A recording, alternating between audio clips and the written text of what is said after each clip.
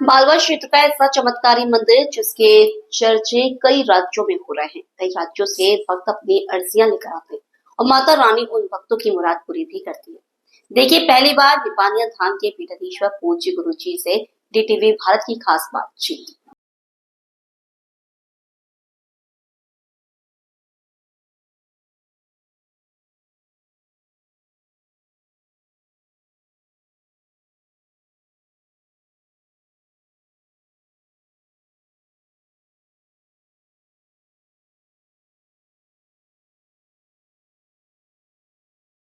आज हम मंदसौर जिले के निपानिया धाम पे खड़े हैं। ये एक ऐसा धाम है जो विगत कुछ महीनों में मध्य प्रदेश, राजस्थान, उत्तर प्रदेश और गुजरात तक अपना नाम प्रचलित में आज कर चुका है। इस धाम पे जो भी लोग आते हैं, आप मेरे पीछे ये त्रिशूल देख सकते हैं। इस त्रिशूल पे लोग यहाँ के अर्जियां लगा रहे हैं और उनकी जिस प्रकार से मनोकामनाएं पूर्ण हो रही है, उसका एक जीता जागता सबूत ये त्रिशूल खुद अपने सामने बयां कर रहा है। इस धाम के जो पीठाधीश्वर है हमारे साथ में आज चर्चा के लिए मौजूद है। सबसे पहले गुरु जी, डीटी भारत में आपका स्वागत है। जय माता दी। गुरु जी, इस धाम पे करीबन 2-3 महीने में हमने देखा है काफी विकास कुछ हो रहा है, काफी लोग भी आ रहे हैं और रविवार को भी हम देखते हैं अधिकतर इंस्टाग्राम वगैरह पे भी वीडियो आते हैं जी। लाखों की भीड़ यहाँ आती है। जी। क्या कुछ आस्था है और कितने लोगों की यहाँ पे एक तरह से वो आस्था जुड़ी हुई है, कितने लोग और क्या क्या यहाँ काम हो रहे होंगे? सबसे पहले सभी दर्शकों को जय माता दी, जय श्री अम्बा जी। ये स्थान तो कई वर्षों पुराना है, परंतु यहाँ जागरूकता अभी अभी आई है। जगदम्बा की कृपा से यहाँ एक त्रिशूल की स्थापना की गई है।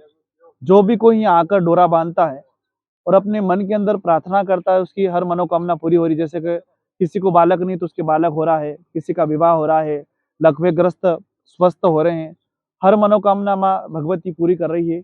और रविवार के दिन लाखों की संख्या में यहाँ भक्त पहुँचते हैं और आपने सोशल मीडिया के माध्यम से देखा ही होगा कि कितने भक्त यहाँ पहुँचते हैं और कितनों की मनोकामना पूर्ण हो रही है। गुरु जी, दिव्य दरबार भी यहाँ लगते हैं। देखा गया है जिस तरह से यहाँ पे पंडाल लगे हुए हैं। इस बार दिव्य दरबार की भी जानकारी हमें मिल रही है। किस दिन से दिव्य दरबार है? यहाँ पे 18 तारीख से 25 मार्च 18 मार्च से 25 मार्च तक कथा प्रारंभ होगी। 18 तारीख को कलश यात्रा है और 15 बेटियों का विवाह है। जिन बेटियों के पिताजी नहीं है, ऐसी बेटियों का विवाह यहाँ किया जा रहा है। और दिव्य दरबार यहाँ पर 24 तारीख को 24 मार्च को लगेगा। उसी की कथा की तैयारी, बेटियों की विवाह की तैयारी को करते हुए यहाँ पांडाल को और विकासशील और बढ़ाया जा रहा है। जैसे कि मटेरियल का भराव करा जा रहा है, जेसीबी चलाई जा रही है, अन्य प्रकार की यहाँ योजना, जैसे पानी का छिड़काव हो रहा है, बड़े बड़े पत्थरों को अलग हटाया जा रहा है। उसी को व्यवस्था को हम कथा के लिए और दिव्य दरबार और बेटियों के विवाह के लिए तैयार कर रहे हैं। जैसा कि आपने बताया कि यहाँ पे बेटियों के विवाह के लिए भी तैयारियां चल रही है, क्या कुछ निःशुल्क रहेगा या कुछ शुल्क भी है उनके लिए? यहाँ पर सभी प्रकार का शुल्क, कोई रजिस्ट्रेशन शुल्क नहीं है। यहाँ बेटियों को केवल अपने घर से आना है, दूल्हे को भी अपने घर से आना है। सारा उपहार यहीं से दिया जाएगा, सभी प्रकार की व्यवस्था यहाँ से दी जाएगी। और उपहार स्वरूप जो दहेज दिया जाएगा, तो करणी सेना के जो प्रमुख है ठाकर जीवन सिंह जी शेरपुर, दहेज का जितना भी उपहार है उनकी तरफ से दिया जाएगा। तो आपने एक अच्छी जानकारी भी बताई है कि यहाँ जो बालिकाओं के लिए दहेज की व्यवस्था की गई है वो जीवन सिंह जी शेरपुर, लगभग सभी नाम सुना होगा, कर्ण सेना के अध्यक्ष भी रह चुके हैं और धाम के भी अध्यक्ष हैं, उनकी तरफ से दिया जाएगा। गुरु जी, यहाँ पे काफी कुछ बदलाव भी देखा जा रहा है। ये बदलाव क्या लग रहा है, आगे क्या स्थिति होगी? यहाँ पे कार्यक्रम जो आप रख रहे हैं इस बार दिव्य दरबार की, तो स्थिति क्या लग रही है आपको? कितनी भीड़ आ रही है? इस बार लगभग 2 लाख ऊपर की संख्या का आने का यहाँ संभावना है। 8 दिवसीय भंडारा और रुकने की व्यवस्था, सोने की व्यवस्था, नहाने धोने की व्यवस्था, हमारी समिति पूरी व्यवस्था हम लगी हुई है। लगभग 1 महीना हो गया व्यवस्था को चलते चलते और गत 15 दिवस तक और ये व्यवस्था चलेगी, तब जाकर ये भव्यता को रूप को धारण करेगी। जैसा कि आपने कहा है कि यहाँ पे सामुदायिक जो कार्यक्रम होगा, सम्मेलन भी होगा, एक तरह से सम्मेलन ही कह सकते हैं। जी जी। वो व्यवस्था यहाँ पे है या और कहीं व्यवस्था रखी नहीं, वो सारी व्यवस्था यहीं रखी गई है। उसी की तैयारी चल रही। जो 15 बेटियां आएगी, उन 15 बेटियों के जो ससुराल पक्ष से आएंगे, मायके पक्ष से आएंगे, उनकी भी रुकने की व्यवस्था, उनके भोजन की व्यवस्था, यहाँ पर उनका मंडप, हल्दी, सारे फंक्शन यही किए जाएंगे। गुरु जी, एक वीडियो भी हमने देखा कि काफी वायरल भी हो रहा है और काफी चर्चा में है। अभी विगत दिनों आपके कथा में एक वीडियो सामने आया था जिसमें कोरोना को लेकर आपने एक भविष्यवाणी की थी। जी क्या लग रहा है ये कब से आना है और क्या कुछ ये सत्यता है? देखिए, कोरोना काल तो जैसी मानव की इच्छा है, जैसी स्थितियां है, आज गौ माता भटक रही है, उसका कोई रक्षा नहीं कर रहा है। अगर गौ माता का संरक्षण नहीं हुआ, गौ माता को बचाने के लिए यदि कोई आगे नहीं आए, तो कोरोना काल जैसी स्थिति 2045 या 2042 2035 से 2042 के बीच में आ सकती है पुनः। तो गुरुजी ने एक भविष्यवाणी भी की थी जिसको लेकर इनका वीडियो भी काफी वायरल हो रहा है। हालांकि यहाँ धाम पे भी देखा गया है, कई लोग यहाँ आ रहे हैं, कई अपनी सेवाएं भी दे रहे हैं, किस तरह से यहाँ पे विकास देखे गए हैं। और ये मंदिर की जो अभी स्थिति है, क्या लग रहा है कब तक पूरी तरह से जैसे कि समर्पित मंदिर होगी? लगभग तैयार होने लग गया है, शिखर का काम बाकी है और फिनिशिंग का काम बाकी है। 2027 7 अप्रैल से 15 अप्रैल के बीच में जगदम्बा की स्थापना 2027 में कर दी जाएगी और भव्य तरीके से की जाएगी। और उसमें हो सका तो अधिक से अधिक बेटियों का विवाह भी उस कथा की स्थापना, जगदम्बा की स्थापना के समय बेटियों का विवाह भी संख्या बढ़ाई जाएगी। जितनी माँ जगदम्बा इच्छा करेगी उतनी बेटियों का निःशुल्क विवाह भी किया जाएगा।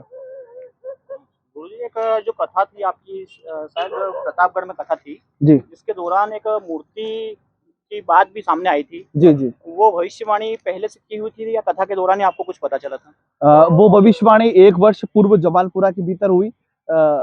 एक किसी की अर्जी लगी थी, उस अर्जी के अंदर आया कि आपकी सती माता की मूर्ति एक बावड़ी के किनारे लगभग 4-5 हाथ अंदर दबी हुई है, तो उस प्रतिमा को कैसे निकाला जाए। तो फिर मैं उस जगह गया और जेसीबी, पुलिस प्रशासन, अनेक भक्तगण रहे, उनके बीच में वो भगवती की उस प्रतिमा को खोद कर निकाला गया और विधिवत रूप से उसकी स्थापना कर दी गई। वहां भी अनेक लोग माँ भगवती के दर्शन करने के लिए पहुंच रहे हैं। और पूर्व में भी एक मामला ऐसा देखा गया था, वहां पे भी ऐसी कोई मूर्ति निकली थी? जी, वो मूर्ति 1706 के बीच में गुंदी शंकर के अंदर, वो तो काफी गहरी थी। लगभग 10 हाथ से लगभग 2 से ढाई घंटे तक जेसीबी चली और लाइव कार्यक्रम रहा और जगदम्बा की उस प्रतिमा को निकालकर उसी को भी स्थापना कर दिया गया। उसका भी मंदिर का काम अब शुरू होने वाला है। तो कहीं ना कहीं धार्मिक आस्था लोगों की जुड़ी हुई है और आपने भी देखा होगा कि किस तरह से जो मूर्ति है जमीन के अंदर वो भी निकाली गई होगी। गुरुजी से आज एक थोड़ा सा कठोर सवाल भी हम पूछेंगे। गुरुजी, धार्मिक आस्था की बात आ रही है तो कहीं ना कहीं ऐसे लोग भी आते होंगे जो कहीं ना कहीं धर्म को तोड़ने की बातें होती होगी। हाँ, बोलते हैं ना कि अगर मूर्ति निकाल सकते हो तो कहीं तेल का कुआं हो वो बता दो, खजाना बता दो। तो जितना जगदम्बा का आदेश मिलता है और कभी कभी ऐसा लगा कि तेल का कुआं और खजाना बताना है और भारतवर्ष को समृद्ध बनाने के लिए होगा, तो वो भी बताएंगे। धर्म को तोड़ने के लिए तो अनेक लोग आते हैं। पहले भी यज्ञ हवन होते थे तो असुर प्रकट होते ही सही। आज भी ऐसे लोग अनेक हैं जहाँ धर्म की बात चलती है तो कोई टांग खींचने के लिए, कोई गिराने के लिए, कोई पत्थरबाजी करने के लिए, कोई कीचड़ उछालने के लिए लोग आते रहते हैं। गुरुजी, हमने भी कई जगह दिव्य दरबार भी देखा होगा कि मैं लगभग मध्य प्रदेश में भी ऐसी जगह दिव्य दरबार है जहाँ पर अर्जियाँ पैसे लेके उनका पर्चा बनाया जाता है। पहले से पर्चा लेके जो पर्चा रहता है वो पैसे देके 2100 या 5100 की रसीद कट जाती है। तो ऐसी कोई व्यवस्था यहाँ तो नहीं है? जैसे कि आपने देखा होगा कि दिव्य दरबार में यदि कोई पैसे चढ़ाने आ जाता है तो उसको भी मना कर देते हैं। यहाँ किसी भी प्रकार का, यहाँ तक वो पर्चा छपता है उसके भी 1 रुपया 2 रुपया जो लगता है वो भी हमारी समिति है वहन करती है। किसी प्रकार का कोई शुल्क नहीं, किसी मिलने के लिए कोई शुल्क नहीं और वीआईपी कोई एंट्री नहीं, सब एक समान। और भविष्य में जब जगदम्बा का मंदिर बन जाएगा उसमें भी वीआईपी कोई एंट्री नहीं होगी। जो आम भक्त है उसी तरह से हर भक्त आएगा और जगदम्बा के दर्शन पाएगा। चलिए, हमारे साथ में यहाँ के निपन्य धाम के पीठाधीश्वर थे। इनने काफ़ी सवालों को जवाब भी दिए और लगभग आपने भी देखा होगा जो इतनी भीड़ यहाँ आ रही है, कहीं ना कहीं सभी की आस्था इस मंदिर से जुड़ी हुई है और कहीं ना कहीं सभी के काम भी इस मंदिर से पूरे हो रहे हैं। दिव्य दरबार में भी हमने भी खुद देखा है, वहाँ पर पर्चा जब बनता है तो आंखों पे पट्टी बंदी होती है। हालांकि वही दिव्य दरबार अभी 14 मार्च से फिर चालू होने वाला है। यहाँ पे कथा है और धाम पे वहीं पे वापस एक दिव्य दरबार भी लगेगा।